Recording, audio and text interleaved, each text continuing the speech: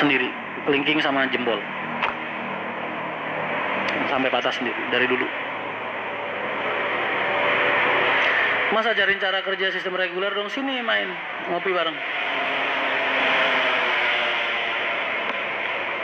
Unit di HP nunggu AC-nya jadi, AC-nya belum dipasang bos, karena AC-nya telat pengiriman. Mas katanya ada yang komplain Atlas unitnya kurang memuaskan. Pasti. Kan aku udah bilang, kita punya prioritas, poin-poin prioritas 1, 2, 3, 4. 1 misalnya mengantarkan penumpang sampai tujuan.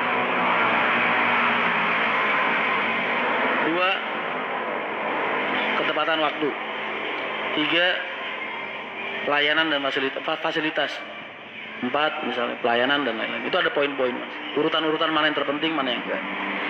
Jadi kalau sampai unit itu jalan dan ada penumpang komplain ya, karena kita kalau lagi arus mudik, arus balik. Semua perusahaan saya yakin berusaha memenuhi kriteria tadi. Tapi andai kata nggak bisa dipenuhin, ada poin-poin penting yang harus didahulukan. Apa mas contohnya? Mengantarkan penumpang dari kota asal sampai ke kota tujuan. Tuh. Karena andai kata itu hilang, berarti penumpang satu bis itu nggak bisa balik ke Jakarta.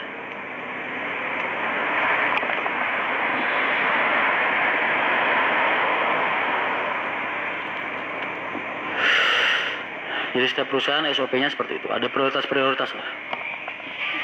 Ibaratnya dari 100 atau dari 10, 1 nggak puas, ya dianggap wajar manusiawi. Mas kalau pengen ngobar gimana menghubunginya? Lihat aku posisinya di mana terus datang.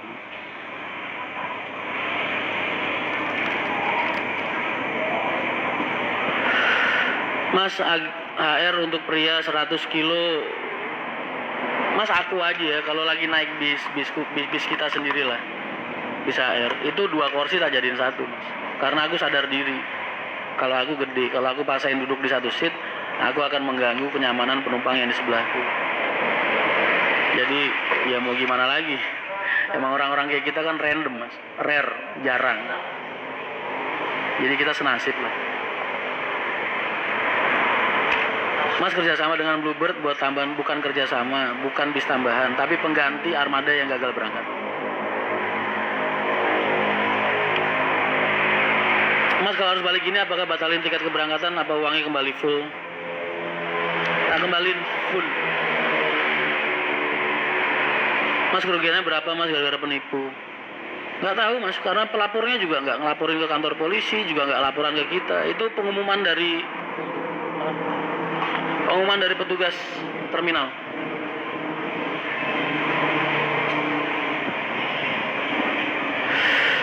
Trayek Lamongan kapan mas? Entahlah mas. Gimana perasaannya setelah melalui arus mudik dan arus balik? Biasa aja. Arus mudik udah lega mas. Arus balik belum lega karena belum selesai. Mas kenapa gak dibuka lagi kelas Super XC-nya? Belum, bukan enggak dibuka, tapi memang belum dibuka.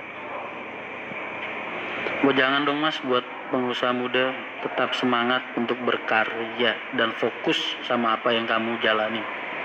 Fokus. Setelah menunggu 35 jam, akhirnya berangkat juga Sukoharjo Kerawang. Maaf ya mas.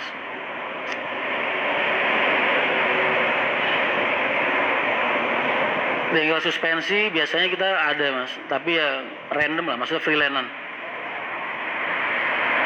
Berapa total armada yang sampai siapkan untuk arus mudik ini?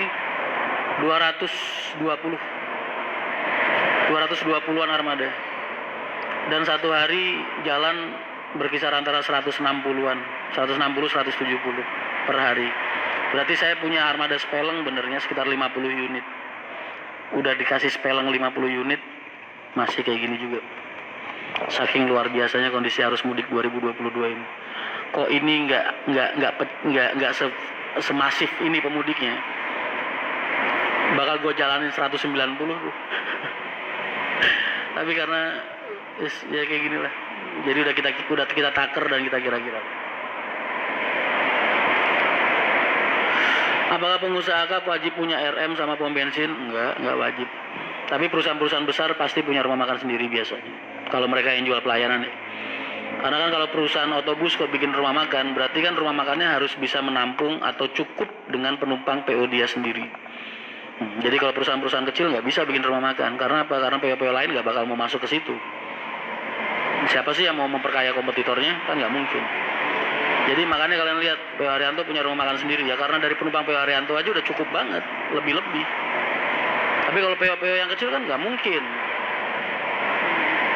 Misalnya PO yang jalannya 30 apa 20 sehari, ya rugi, biaya operasional rumah makan yang nggak ketutup. Makanya pasti gabung sama rumah makan orang.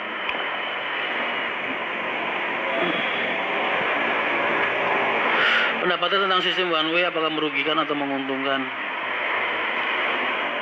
Mas, itu udah langkah terbaik yang dilakukan sama pemerintah gua anggap. Karena kalau nggak diberlakukan sistem one way pasti Brexit kejadian lagi. Cuman titiknya yang berbeda.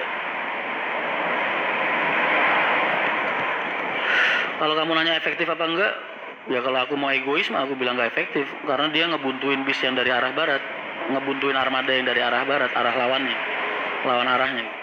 Tapi kan nggak ada yang tahu mas, kalau pemudik bakal kayak gini masifnya. Kita semua tahu kalau arus pemudik ini pasti akan meningkat dibandingkan tahun-tahun kemarin. Tapi nggak ada yang nyangka sampai 3 kali lipat juga mas. Nggak ada yang nyangka, nggak akan ada yang siap.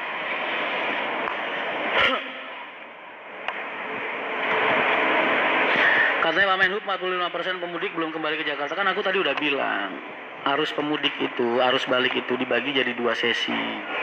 Arus pertama itu untuk orang-orang kantoran, orang-orang instansi yang besok Senin udah masuk kerja lah, perbankan dan lain-lain. Arus kedua itu arus bawah yang nunggu habis lebaran ketupat. Itu biasanya kelas-kelas menengah lah ibaratnya, yang pekerja pertukangan atau mungkin pedagang atau mungkin ya segitulah. Atau keluarga yang nggak terikat sama waktu kerja dari dulu itu. Mas apa nggak ngasih saran ke Kemenhub untuk one way biar yang dari arah barat ke timur lancar juga? Kalau kamu mau ngorbanin arus yang ke timur dengan mengorbankan arus yang ke arah barat, ya Brexit kejadian lagi mas. Karena pemudiknya masif banget tahun ini. Lu mending numbalin ngebuntuin jalur yang ada penumpangnya, apa ngebuntuin jalur yang nggak ada penumpangnya cuma ada armadanya aja? Pilih mana? Ya pilih yang ngebuntuin yang nggak ada penumpangnya lah mas. Kalau ibaratnya dia bikin one way kan yang jadi tumbal cuma bis aja, cuma armada sesupirnya aja. Tapi kalau dia nggak bikin sistem one way, yang jadi tumbal penumpangnya.